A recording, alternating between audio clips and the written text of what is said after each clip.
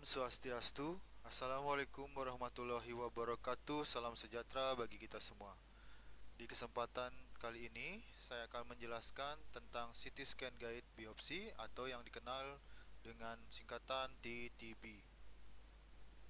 Pengertian dan tujuan. CT scan TTB merupakan kelanjutan dari CT scan torak, di mana scanning torak terdapat tumor dan tumor tersebut akan diambil jaringannya untuk diperiksa secara patologi anatomi dan tujuannya untuk menentukan posisi dan ketebalan tumor pada paru-paru. Indikasinya untuk membantu dokter klinisi melakukan pengambilan sampel untuk PA, di mana CT scan di sini sebagai guide untuk pengambilan sampel tersebut. Biasanya dilakukan pada kasus tumor di daerah torak atau paru-paru.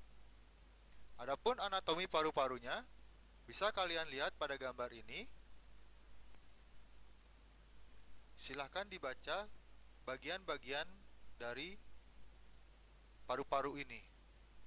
Kita lanjut. Untuk persiapan pasiennya, karena proses biopsi ini membutuhkan anestesi lokal, maka persiapan yang dilakukan oleh pasien tidak ada, hanya berpuasa paling tidak 6 jam sebelum pemeriksaan. Persiapan alat dan bahan: mikroskop slide atau objek gelas dengan cairan E-white, spide 3, 5, dan 20 cc, aboket 20 atau 18 sebanyak 2 buah, alkohol, betadine, set biopsi steril yang berisi kasa, bengkok, kapas, handscoon, dan duk berlubang. Biasanya alat dan bahan ini disiapkan oleh asisten dari dokter ahli paru yang akan melakukan tindakan TTB tersebut.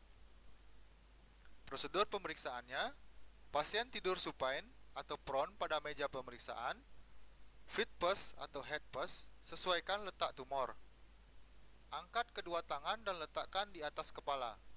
Sentrasi pada mid axillary line maupun mid sagittal line dibuat topogram dari scan torak.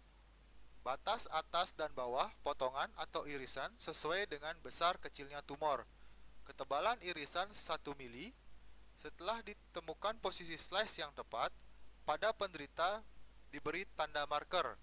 Lakukan pengukuran letak pada masa dengan menarik garis lurus dari sternum ke arah lateral kanan atau kiri untuk letaknya. Setelah itu tarik garis ke arah inferior untuk menentukan kedalamannya. Jarum biopsi dimasukkan oleh dokter ahli paru pada daerah yang diberi marker. Setelah menghitung kedalamannya, tusukkan melalui alat CT scan. Selanjutnya, slice hanya diambil pada daerah patologis saja, sebanyak kurang lebih 3-5 slice. Tidak dilakukan pencetakan film. Adapun protokol yang saya gunakan atau yang sering digunakan di lapangan seperti ini. Untuk merek dan jenis pemeriksaannya di lapangan disesuaikan dengan merek dan alat di lapangan ya. Kriteria gambar: mencakup daerah torak baik batas atas bawah maupun kanan kirinya berhubungan dengan pengukuran.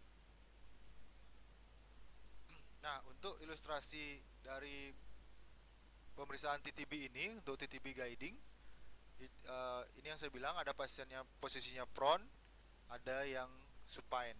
Kebetulan contoh yang saya gunakan ini posisi pasiennya supine.